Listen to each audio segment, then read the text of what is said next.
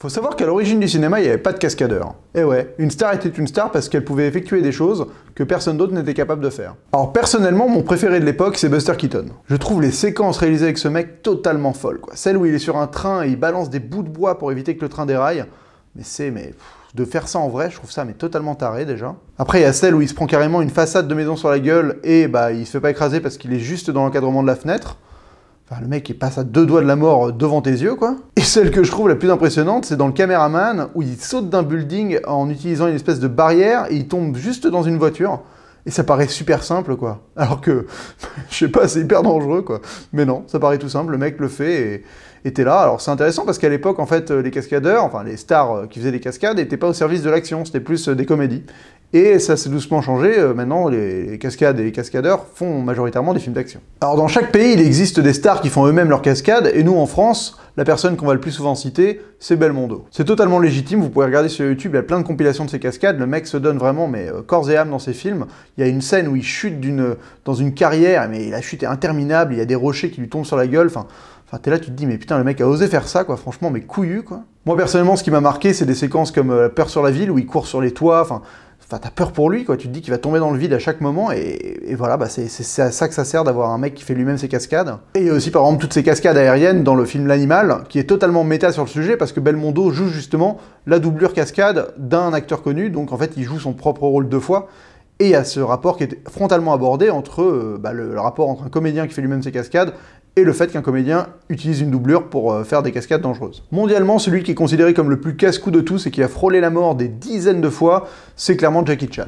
Jackie Chan, ses cascades sont juste totalement folles. Moi, celle qui m'impressionne le plus, c'est cette course-poursuite en roller où il s'accroche à différentes voitures pour pouvoir progresser, il passe carrément sous un bus, et après il passe sous une voiture. Enfin, c'est un truc de malade, quoi. Tu te dis que là, le mec... waouh, quoi. Même des cascadeurs professionnels ne seraient pas capables de faire ce qu'il est en train de faire, quoi. C'est un truc de fou. Alors il y a celle où il est suspendu à une échelle tirée par un hélicoptère et il se prend carrément des murs dans la gueule aussi.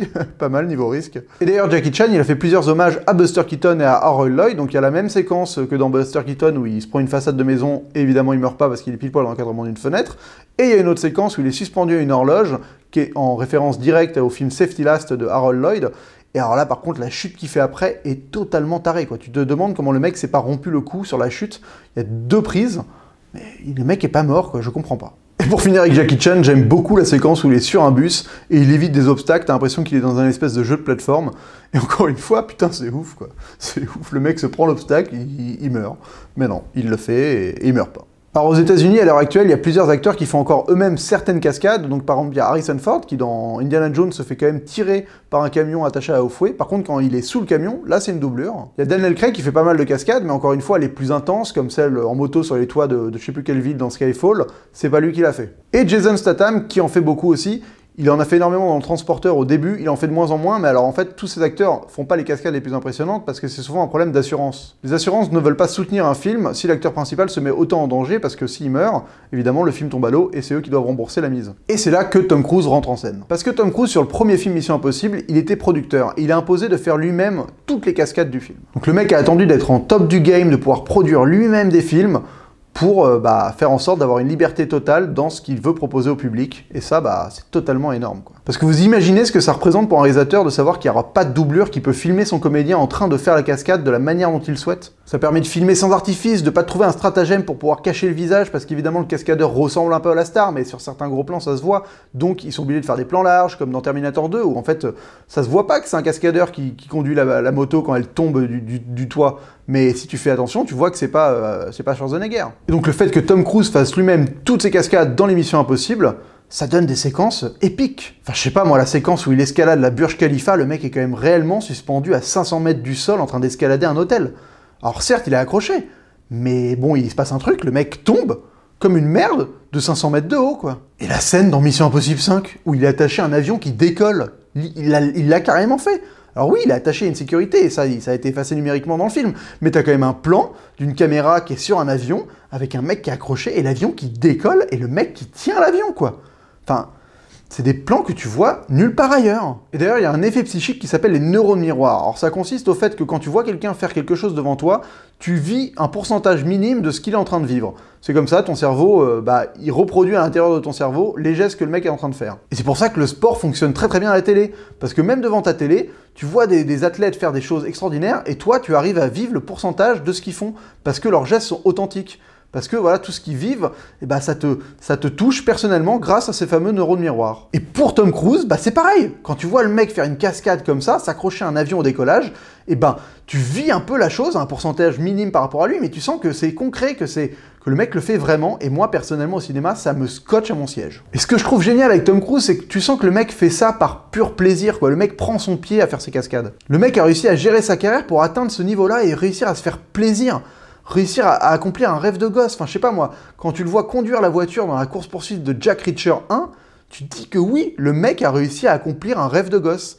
A réussir à faire des courses-poursuites, des policiers contre les bandits et à être le mec qui conduit la voiture pour de vrai, quoi. J'ai eu la chance de pouvoir récolter plusieurs témoignages de techniciens du tournage de Mission Impossible 6 qui se déroulait à Paris il y a pas longtemps, et les mecs m'ont dit que le mec, Tom Cruise, était impressionnant, quoi. Ils m'ont décrit une cascade en moto où Tom Cruise prend le rond-point des Champs-Élysées à l'inverse avec des voitures qui lui arrivent sur la gueule sans casque. Et le mec, il fait ça lui-même, et il fait ça plusieurs fois pour faire plusieurs prises. Putain, mais les baloches, quoi. Les baloches. Enfin, je sais pas, moi, quand un acteur place son talent et prend des risques comme ça pour un film, pour le plaisir du spectateur, je sais pas s'il y a quelque chose de plus respectable dans l'art cinématographique à l'heure actuelle, quoi. Parce que de l'autre côté du spectre, il y a des mecs comme Vin Diesel, vous voyez? Et je trouve ça vraiment dommage qu'un mec comme Vin Diesel ait réussi à devenir une star de film d'action. Parce que le mec ne met aucune bonne volonté à faire ses cascades, même les plus minimes. Je vous suggère d'écouter Mathieu Kassovitz dans Click, qui parle de Vin Diesel, et surtout de regarder le documentaire Fucking Kassovitz, qui raconte son aventure avec Vin Diesel sur le film Babylon AD, où le mec en a chié sévère à cause du fait que Vin Diesel est un énorme flemmard qui fout rien, en fait. Voilà, dans Fast and Furious, le mec ne conduit pas de voiture. Et des fois, on a même mis sa gueule sur d'autres acteurs numériques qui conduisaient, quoi. La tristesse.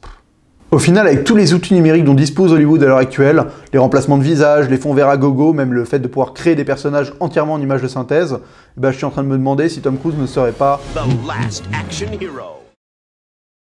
Je profite de la fin de cette vidéo pour faire la promotion de la chaîne d'un copain, Le Café du Tour, une chaîne spécialisée dans le vélo, lancée spécialement pour le Tour de France cette année. Voilà, la chaîne est toute récente, n'hésitez pas à vous abonner, allez y faire un tour, vous allez apprendre plein de trucs sur le vélo, le mec est hyper calé. Et il aime bien faire partager sa passion, et ça, moi, je soutiens. On se retrouve très vite pour une prochaine vidéo, et d'ici là, bonne toile!